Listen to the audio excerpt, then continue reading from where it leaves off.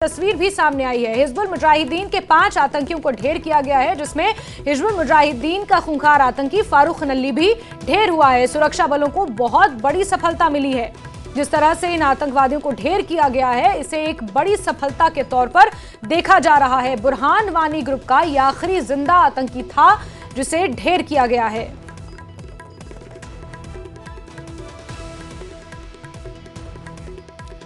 तो बड़ी खबर बता रहे हैं आपको, जहां आतंकवादियों को ये बड़ी सफलता मिली है। जो ये 5 आतंकी ढेर हुए हैं, इसमें फारूक नल्ली भी ढेर हुआ है। बताया जा रहा है कि बुरहान वानी ग्रुप का ये अंतिम सदस्य था। और जहूर हमारे साथ जुड़े हुए हैं। जहूर, कितनी बड़ी सफलता के तौर पर इसे देखा जाए? एक तो 5 के 5 आतंकवादी हिजबुल मुजाहिदीन से ताल्लुक रखते थे, लेकिन बड़ी बात यह है कि बुरहान वानी के ग्रुप का आखिरी जिंदा आतंकी भी इसमें ढेर हुआ है।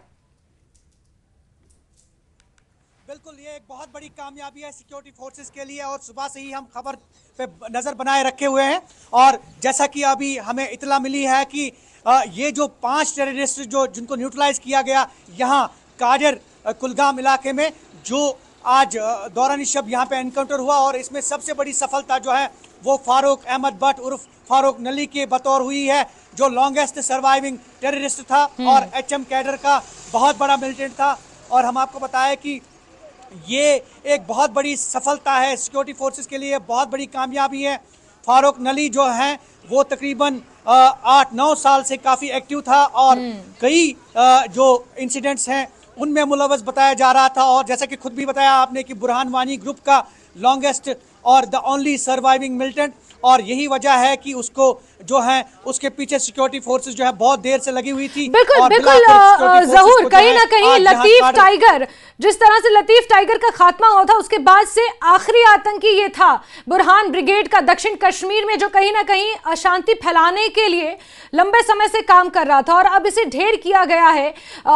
क्या कुछ जानकारी इस हवाले से और मिल पाई है? कुछ और ऐसे चेहरे, कुछ और ऐसे नाम हैं जिनकी तलाश अभी भी सुरक्षा बलों को है? बिल्कुल, कई ऐसे नाम हैं। और देखिए, ये एक ना थमने वाला सिलसिला बिल्कुल, लेकिन एक सिक्योरिटी फोर्सेस जो हैं वो लगी हुई है ऐसे टेररिस्ट को न्यूट्रलाइज करने में। अगर आपने देखा होगा कि इससे पहले जो LET कमांडर बासित डार, उसको रेडमनी कुलगाम इलाके में जो है ढेर किया गया था। आज यहाँ काडर कुलगाम इलाके में जो है एक और बड़ा कमांडर जो हिजब का कमांडर था फारूक नली, ये जो है एक बहुत बड़ी सक्सेस है सिक्योरिटी फोर्सेस के लिए और बहुत बड़ी कामयाबी। और यहाँ 5 जो टेररिस्ट हैं उनको न्यूट्रलाइज किया गया, जिनमें फारूक नली भी शामिल हैं। ये एक बहुत बड़ी सफलता। आप ये देख सकते हैं सिक्योरिटी फोर्सेस की काफ़ी तादाद थी यहाँ सुबह से ही, काफ़ी तादाद। ये आप देखिए, मैं कैमरामैन से मैं कहूँ आपको दिखा सकते हैं, काफ़ी तादाद में सिक्योरिटी फोर्सेस जो हैं वो लगी हुई थी आज सुबह से ही। और यही वजह है कि मनोबल जो है उनका काफ़ी ऊंचा है, काफ़ी हाई है। और ये देखा जा रहा है कि ये एक बहुत बड़ी कामयाबी, बहुत बड़ा चैलेंज। जहूर एक बड़ी बात ये भी, जी जहूर एक बड़ी बात ये भी है कि चाहे पुलवामा, शोपियां, कुलगाम, अनंतनाग, इन कुछ जिलों की बात कर लें तो एक वक्त में ये मिलिटेंसी के हॉटबेड माने जाते थे। लेकिन अब बीते कुछ समय से जिस तरह से यहाँ पर आतंकवादी गतिविधियां यहाँ पर थमी हुई थी, यहाँ पर लोकतंत्र का महापर्व मनाया गया, चाहे लोकसभा का चुनाव हो, चाहे विधानसभा का चुनाव हो, बढ़ चढ़कर इस दक्षिण कश्मीर के इलाके से लोगों ने बाहर निकलकर मतदान किया।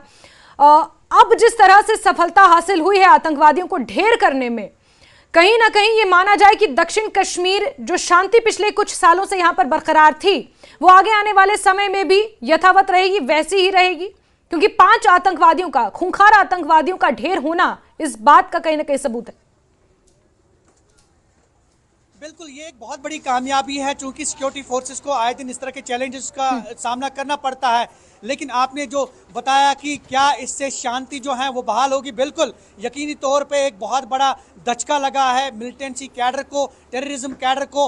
और हिजब का जो ये कैडर था, 5 टेररिस्ट न्यूट्रलाइज किए गए, इससे बड़ी एक राहत मिल सकती है दक्षिणी कश्मीर में, जो एक माहौल बन रहा था और पीस को सबोटॉज करने की कोशिश की जा रही थी, तो कहीं ना कहीं जो है इन 5 जो टेररिस्ट के न्यूट्रलाइज किए जाने के बाद एक राहत मिल सकती है। और यही वजह है कि दक्षिणी कश्मीर चूंकि हॉट बेड ऑफ मिलिटेंसी और काफ़ी हसास, चाहे अनंतनाग, पुलवामा, कुलगाम और शोपियां की बात करी, स्पेशली कुलगाम बेल्ट जो है वो काफ़ी हसास रहा है पहले से ही, माजी में भी, और कई इंसिडेंट्स जो हैं, कई एनकाउंटर्स यहाँ पे हुए हैं।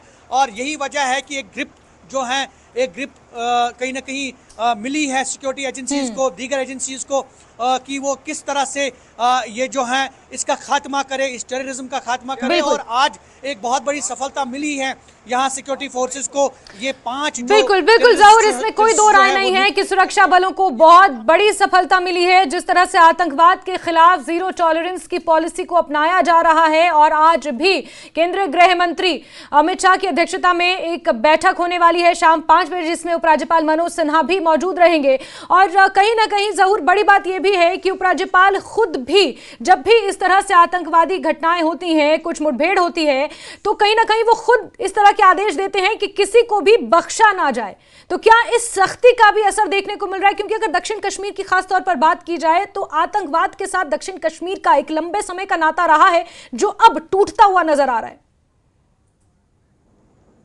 बिल्कुल, कहीं ना कहीं जो है वो असर दिखाई दे रहा है। और जैसा कि आपने बताया कि जो टेररिस्ट कार्डर्स हैं, चाहे वो इयानतकार हैं, चाहे वो उनके साथी हैं, सपोर्टर्स हैं, और आपने देखा होगा कि हालिया दिनों में कितनी प्रॉपर्टीज़ को अटैच किया गया, जहाँ पे जो टेररिस्ट एक्टिविटीज़, चाहे वो उनके मददगार हों, चाहे वो उनके सपोर्टर्स हों, उनकी प्रॉपर्टीज़ को अटैच करने का सिलसिला जो है वो शुरू किया गया, चाहे वो टेरर फंडिंग के मामले हों।